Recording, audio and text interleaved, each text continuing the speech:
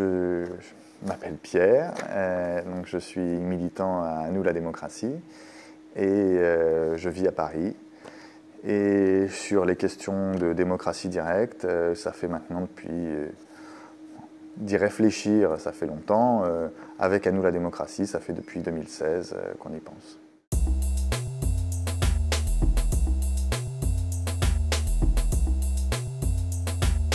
Je pense que c'est important parce que le RIC, c'est c'est l'instrument par lequel la citoyenneté peut avoir un mode d'expression plus direct, c'est-à-dire pas simplement voter dans un référendum, mais voter dans un référendum voulu par les citoyens. Et on est à un moment où, comme les clivages politiques, les systèmes politiques, les systèmes de partis deviennent de plus en plus compliqués, éclatés, et ça devient important de donner aux citoyens la possibilité de s'exprimer clairement. Il y a une frustration grandissante dans la population sur ce point, des gens qui, confrontés, quand des élections sont organisées, se disent qu'aucun parti ne correspond à leurs attentes, une déception, et qui pourtant ne sont pas dépolitisés, ont envie de participer, ont envie d'exprimer leur voix. Et ce blocage, cette frustration sont grandissants. Donc d'une certaine manière, le RIC, c'est l'occasion de débloquer tout ça, de laisser passer le flux de la frustration et de l'expression, de dire aux gens, voilà, vous pouvez prendre maintenant votre destin en main, influencer les décisions et de répondre à cette frustration de la population, et donc redonner à la citoyenneté quelque chose de l'enthousiasme qu'elle est en train de perdre dans le système actuel.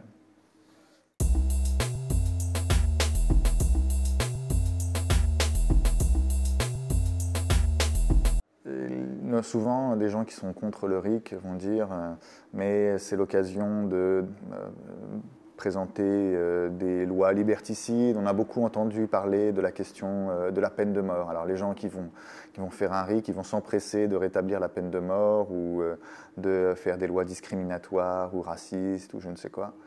Moi, ce que je dirais d'abord, c'est que si vraiment on part du principe que dans la société, il y a une grande partie de la population qui est en faveur de lois liberticides, il y aura toujours des hommes politiques opportunistes et cyniques pour défendre ces propositions et les faire voter s'ils ont l'impression que ça va leur donner des postes. Donc, il n'y a pas de raison qu'un référendum d'initiative citoyenne soit plus dangereux que la démocratie représentative. Oui, on peut considérer dans l'absolu que des idées néfastes peuvent être soutenues par des gens dans la population, mais il n'y a pas de raison que le RIC représente un danger supplémentaire. Et au contraire, on pense que précisément le RIC, comme le RIC ne donne pas tous les pouvoirs à une opinion à un moment donné, comme dans le système actuel, quand on vote pour un président de la République, d'une certaine manière, on donne un blanc-seing à une personne sur tous les sujets pendant 5 ans.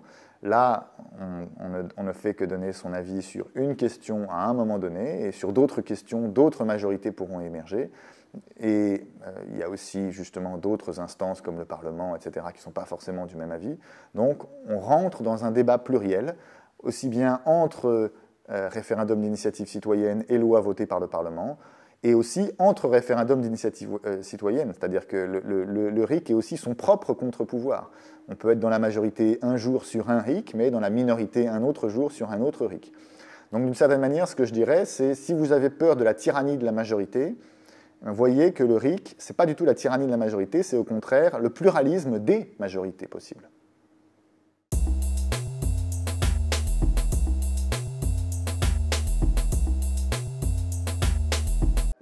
En fait, dans la Constitution française, on a déjà des mécanismes de référendum qui peuvent être déclenchés par le président de la République, qui peuvent être déclenchés par une minorité au Parlement. Grosso modo, pour nous, l'idée, c'est qu'il faut simplement suivre la même logique, sauf qu'au lieu du président de la République ou de parlementaires, il faut que ce soit simplement une initiative citoyenne. Et une initiative citoyenne, ça veut dire une pétition, mais nous, on a aussi défendu l'idée selon laquelle ça pouvait être aussi le travail d'une assemblée de citoyens tirés au sort, mais en tout cas, des gens qui ne sont pas des élus traditionnels.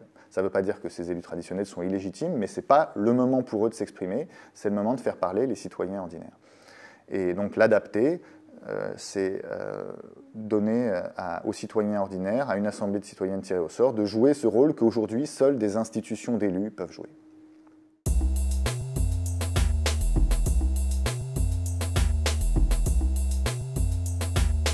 Parce que je pense que c'est la réponse à pratiquement tous les grands problèmes qui se posent en politique, en Europe aujourd'hui en tout cas. C'est-à-dire le fait que le clivage droite-gauche est de plus en plus concurrencé par d'autres clivages comme le clivage fermeture ou ouverture internationale, le clivage sur la transition écologique et le changement climatique, le clivage lui-même sur la démocratie directe. Tous ces clivages se chevauchent, ne se correspondent pas nécessairement. Ça veut dire que les citoyens sont de moins représentés par un seul parti sur tous les sujets à la fois, qu'ils ont des positions qui sont souvent beaucoup plus complexes que celles qui peuvent être exprimées simplement par un vote qui donne tous les pouvoirs à un seul parti ou à une seule personne. On a ce premier problème auquel le RIC répondrait en permettant aux gens de s'exprimer de façon différenciée sur chaque sujet. On a aussi un problème important qui est une défiance importante à l'égard des élites, dont beaucoup de gens se disent qu'elles résonnent plus en tant qu'élite qu'en tant que représentants de leurs électeurs. Et ça, le RIC, ça permet de donner aux électeurs la possibilité de s'exprimer directement. Et je pense que ce serait bon, y compris pour les élus, qui seraient ramenés à une certaine modestie, moins suspects d'être des comploteurs capables, parce qu'ils ont tous les pouvoirs, d'exploiter les intérêts de la société. Ramener à plus de modestie et à plus de contre-pouvoir, ils pourraient aussi mieux vivre leur rôle d'élu en étant moins suspects comme ils le sont aujourd'hui parfois.